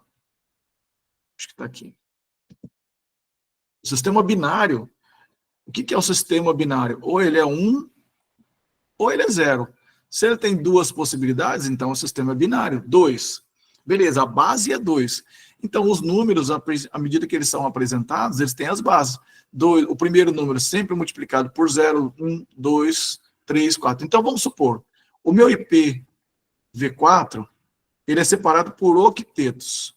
Octetos. Beleza. Então, o que é um octeto? O octeto são 8 bits. Então, vamos supor que eu tenho um bit aqui, ó, 0, 0, 0, 1, 0, 0, 0, 0. 1, 2, 3, 4, 1, 2, 3, 4. Está aqui, ó. Isso aqui é um octeto. Isso aqui é uma representação binária, mas quanto que isso aqui representa para mim em decimal? Ora, eu faço a conversão. Então, esse cara aqui, ó, ele está aqui, 0, 0, 0, 0, 1, 0, 0, 0.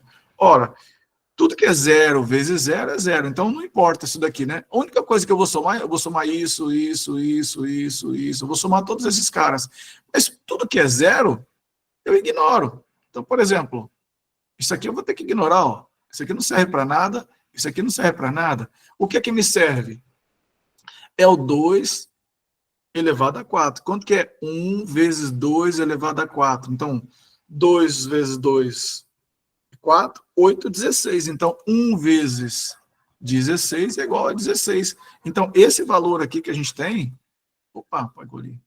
Aquele valor que eu coloquei ali... Opa. Então, 0, 0, 0, 1, 0, 0, 0, 0. Isso aqui representa o valor de 16 em decimal. Então, se eu tivesse um IP assim, ó, 172, 16, 00, esse valor aqui, ó, representa para o computador o 0001, 0000, assim que ele vai fazer a codificação. E o que é o 172? Olha, o 172, como é que a gente faz a codificação disso? Ó, rapidinho. 172 cabe dentro de 128? Cabe. Então, aqui eu tenho o número 1. Então, quanto que dá 172 menos 128? Então, tá aqui, ó, 12, 4, aqui ficou 6, né?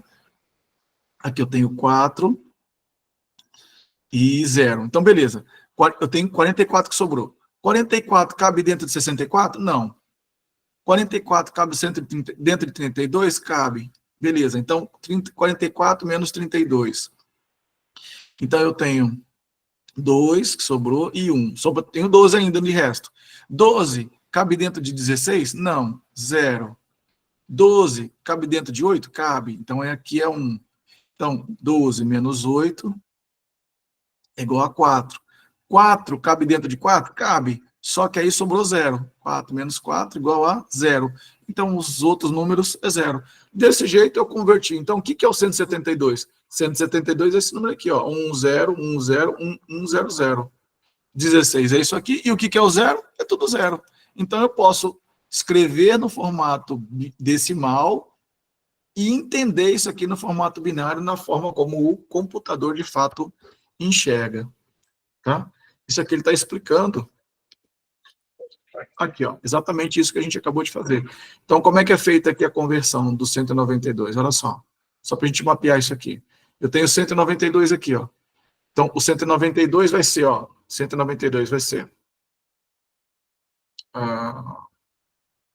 vai ser o 1 do 128 mais o 1 do 32 mais o 1 do 8. Então, se eu tenho 128 mais 32 mais 8, aqui eu tenho 10 com 8. Opa, não é isso não. Onde que está isso aqui? 192. Ó, 128. Ah, não, está aqui, ó. 192 é isso aqui, ó, desculpa. 192 é o 128 mais, desculpa, 128 mais o 64. Então, ó, ou seja, 1, 1, 0, 0, 0, 0, 0, 0. Então, assim, ó, esse aqui mais esse aqui. Então, com 128 aqui dá 2, vai 1, 6, 7, 8, 9, 1. Então, assim, 192 é isso. O 168, que é o que eu acho que estava fazendo aqui, né? Esse aqui é o 192. O 168 é o 128, mais o 32, mais o 8. Então, como é que a gente faz isso aqui? Dessa forma, por exemplo, o 11, como é que eu faria o 11? 11 cabe dentro aqui do 128? 0, não cabe. Cabe dentro do 64? 0, não cabe. Cabe dentro do 32? 0, não cabe. Ah, não, é esse daqui que a gente está fazendo. 0, eu estou pegando a corrente errada aqui. 0, 0, 0. 11, cabe dentro de 8? Cabe, então é 1. Só que 8, 9, 10, 11, sobrou 3. 3 cabe dentro de 4? Não, 0. 3 cabe dentro de 1? Cabe. Sobrou 1. 1 cabe dentro de 1? Cabe. Então, logo, o 11 é 1, 2, 3, 4, 1, 0, 1, 1. E o 10? O 10 é o 11 menos 1. Então, o 1 é isso aqui. Então, só 0, 0, 0, 0, 1, 0, 1, 0. Isso aqui é 10, isso aqui é 11. 198, 168 é esse aqui, ó. 1, 0, 1, 0, 1, 0, 0, 0. E o 192 é esse aqui de bom. Então, pronto. Você consegue converter os números de decimal para binário rapidamente. E vice-versa, tá? Esse entendimento é importante, tá? É importante lá para você poder depois fazer os cálculos de submáscara, entender as máscaras de rede, lá para frente, quando a gente vai estudar ainda nesse curso, tá? De PV4 e PV6. Aqui ele está explicando exatamente isso que eu estava falando para vocês, tá? Do cálculo. A conversão decimal binária é exatamente isso. A grosso modo, ele ensina como a gente ia fazer divisões, né? Mas um jeito mais prático que eu estou ensinando para vocês é dentro do octal, é isso aí. O que importa para a gente é fazer a conversão dentro do octeto. E dentro do octeto IPv4 você tem 8 bits. Então, o que eu preciso saber? Você precisa saber o seguinte, ó. Você tem 4 casinhas, a grosso modo. Você tem 8 casinhas. Eu estou falando por quê? Esse material está todo lá na Cisco, então você pode rever isso com cuidado. O que eu estou tentando passar para vocês são as dicas, tá? O que essa casinha primeiro representa? 1, 2, 4, 8, 16, 32, 64, 128. Ou seja, é o 2 elevado a 0, 2 elevado a 1, 2 elevado a 2, 2 elevado a 4, 2 elevado a 5, 2 elevado a 6, 7 e 8. Beleza. 0, 1, 2, 3, 4, 5, 6 e 2 elevado a 7, que é 128. Beleza. que você tem que fazer? Se você recebe um númerozinho qualquer, se eu recebo um número em decimal, por exemplo, número 100, como é que eu converto o 100? Ora, o 100 não cabe aqui no 128, então é 0. O 100 cabe no 64? Cabe, então está ali dentro. Quanto que sobrou? Sobrou 32. 32, opa, 6, 70, 36. 36 cabe dentro de 32? Cabe, tá aqui, ó. Você entende? É assim que a gente faz. E o resto você vai fazendo ele da forma normal, o resto das contas. Cabe depois de 16? Não cabe. Cabe dentro de 8? Não cabe. Cabe dentro de 4? Cabe. Entende? Assim, você vai fazendo o resto. É muito mais rápido, é muito mais prático você fazer dessa forma. Então, aqui é do decimal para o binário, e do binário para o decimal, mais fácil. Se você recebeu um número qualquer aqui, ó, se você recebeu esse binário, por exemplo, 0, 0, 1, 0, 1, 1, 0, 0. Quanto que isso aqui representa em decimal? Ó, só você pegar, ó, 1, 2, 4, 8, 32. Você vai somar 32 mais 8 mais 4. Aqui dá 40, 44. Tá vendo? Rapidinho você chega do bit, você chega aqui simplesmente lembrando dessas potências que você tem aqui em cima. É exatamente o que ele está colocando aqui no material, tá? É isso que ele está explicando aqui, que eu já expliquei para vocês, né? Então, a gente tem a designação aqui, ó, 8 bits, 8 bits, 8 bits, 8 bits. O que é esse 10 aqui, ó? É o 1, 2, 4, 8. 8 mais 2 igual a 10. Mesma coisa aqui, ó. 8 mais 2 igual a 10. E esse aqui, ó. 1, 2, 4, 8, 16, 32, 64, 128, ó. 128. Aqui dá 10, 18. Vai 1, 3, 1, 2, 5 com 6, 168. Beleza? 128, 32, 8. E esse aqui, ó.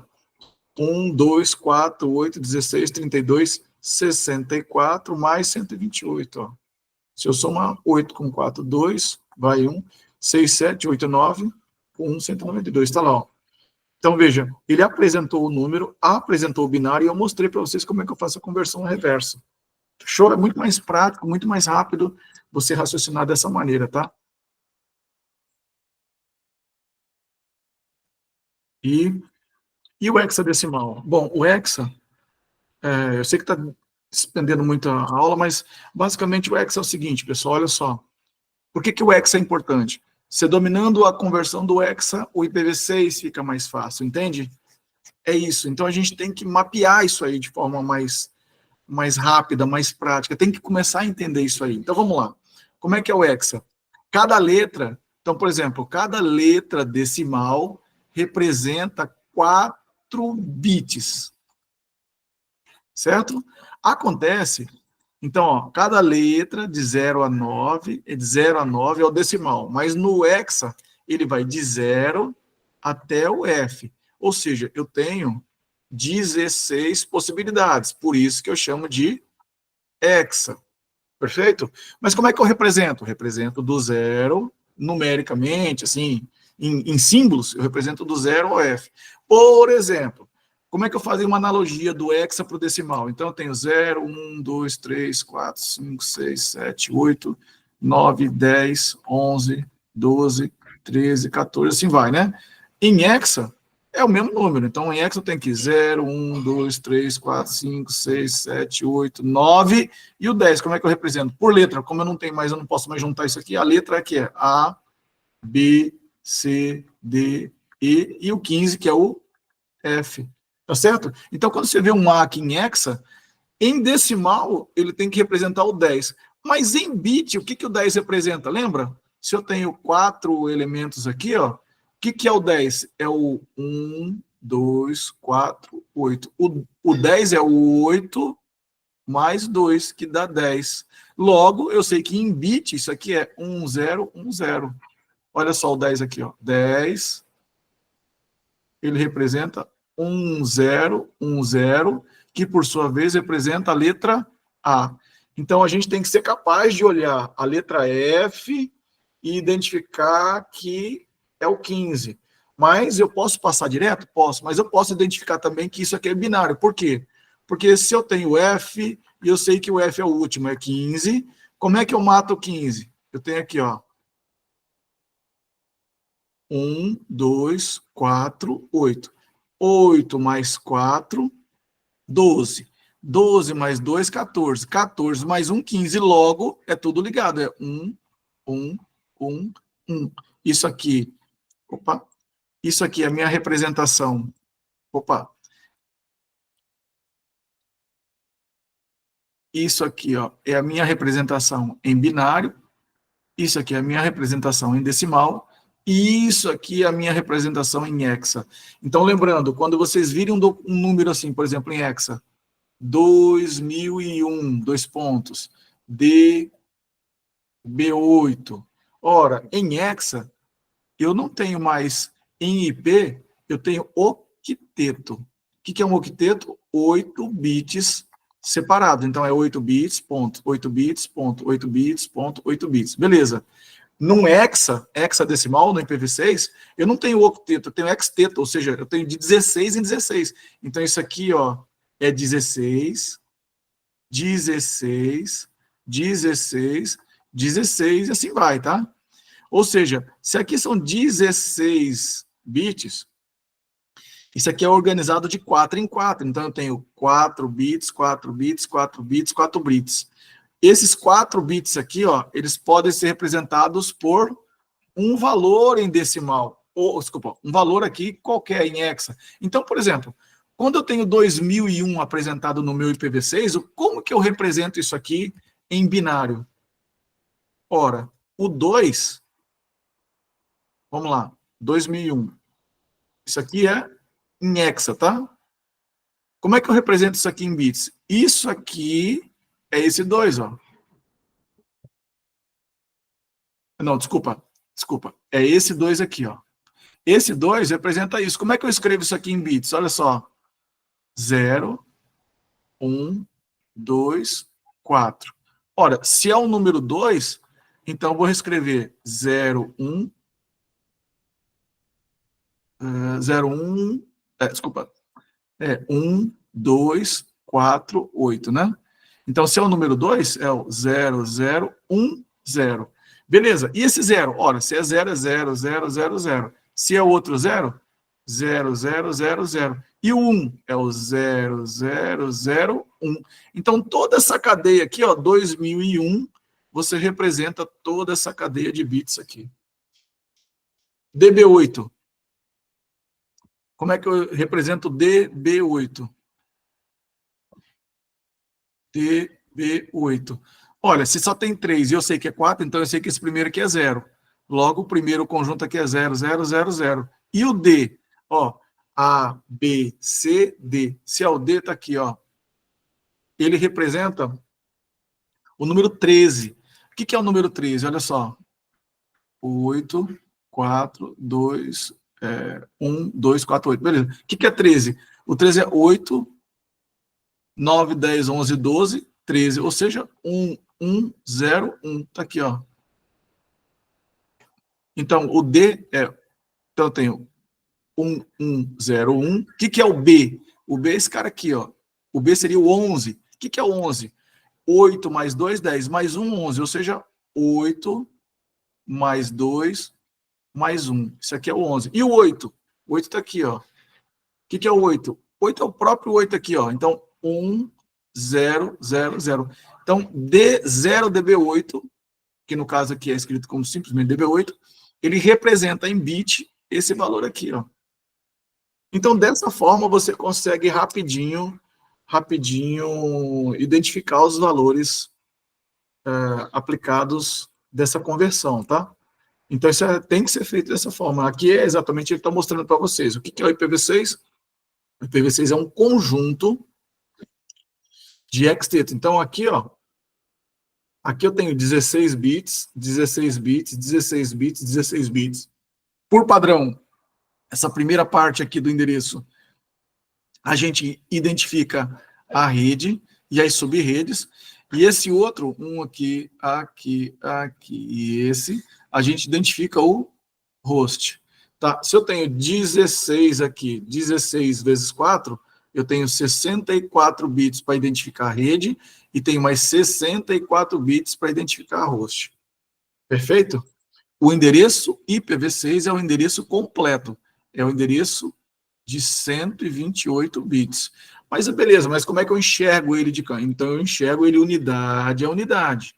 Então eu enxergo ele assim, ó. Então ele varia do 000 até o FF. Por quê? Porque no sistema hexadecimal as letras vai do 0 até o F. Então, nesse cara aqui, ele pode de 0 a F, de 0 a F, de 0 a F, de 0 a F. Então, eu posso variar do 0 até o F. Fechou? Em cada um desses elementos. Ou seja, em cada um desses elementos eu tenho 16 bits. Tá?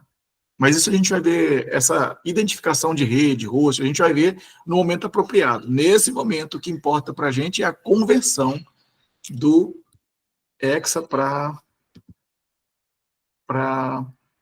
binário. Bom, gente, eu acho que no material é isso aí. Tem bastante coisa disponível lá para vocês verem, tá? Para estudar no material, então faz parte. Então, dentro da nossa agenda, a gente fechou a aula de hoje, camada física e camada de sistema. Lembrando que já está aberto para vocês lá na plataforma o exame do módulo 1 e 2. A gente ampliou a data aí até para o dia 24, se não me engano. Tá? Na próxima aula, então, não vai ser na quarta-feira, vai ser na quinta, porque quarta-feira, se não me engano, tem feriado, não sei por que do planejamento, tá? Então, na quinta-feira, a gente vai ter aula, dia 21, no mesmo horário, das 9 às 10, tá?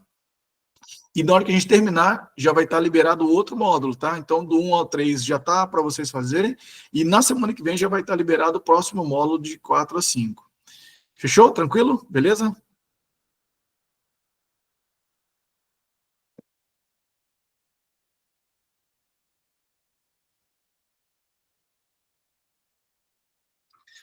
Tranquilo, pessoal? Tranquilo. Olha, eu peço desculpa se de alguma maneira eu apresentei muito rápido as coisas, mas assim, esse conteúdo é um conteúdo muito básico ainda, né? A gente já trabalha, que é profissional, a gente já estudou isso e tal. Então, faz parte do material, a gente tem que apresentar. Então, assim, a gente está levando, né, dentro da possibilidade.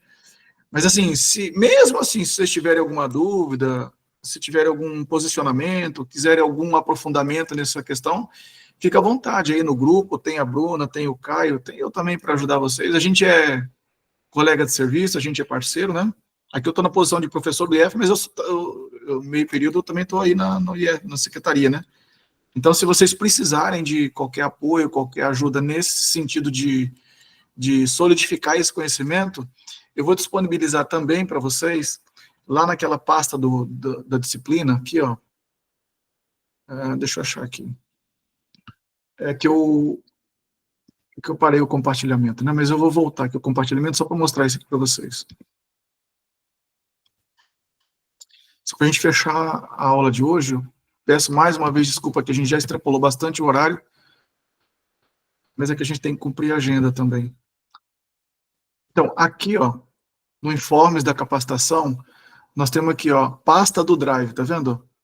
Na pasta do Drive, nós temos aqui as aulas gravadas. Essa aula gravada é algo temporária, né? Enquanto eu não coloco lá no YouTube, pelo menos eu já jogo aqui, se alguém que já quiser assistir rápido, ele já vai ter disponível a aula gravada aqui, mas eu já estou jogando tudo no link do YouTube, que é mais fácil para vocês assistirem. Lista de presença e tal, mas material extra. Eu estou colocando agora para vocês, daqui a pouquinho, eu vou colocar aqui para vocês uma série de atividades, de exercícios, exercícios livres, entendeu? Sem direitos autorais, não é pirataria de livro, não é nada disso, sobre exercícios de IPv4 e exercícios de IPv6, de conversão. Então, só de vocês fazerem esses exercícios, são 20, 30 de cada um, isso solidifica para vocês essa visão toda, tá? Então, só para mostrar aqui de forma mais tranquila, dentro da nossa plataforma, que é só... Opa, saída do curso. Então, aqui no primeiro item aqui, nós temos a agenda, que é aquilo que eu já mostrei, né? Dessa agenda aqui que a gente está usando. Aqui nós temos a pasta do Drive, tá vendo? Então, nessa pasta, eu vou deixar lá vários exercícios de IPv4, vários exercícios de IPv6, e isso aqui também vai ser usado, porque nós temos essa disciplina aqui, ó, no módulo 11 e no módulo 12, que é explicar o IPv4, explicar o IPv6, também vai ser usado. Mas nessa apostila, bem no começo dela, ela tem sobre essa parte de converter de binário para decimal, decimal para binário, e de hexa para decimal e de decimal para binário, que eu acho que é muito pertinente aí para vocês, caso, assim, vocês achem interessante seguir aí, tá? Nesse conhecimento aí específico, tá? Então, peço desculpa mais ou menos para a gente ter avançado aí na hora, mas a gente fecha por hoje, tá? Se tiver alguma dúvida, algum comentário, tá aberto aí para vocês se manifestarem, fica à vontade.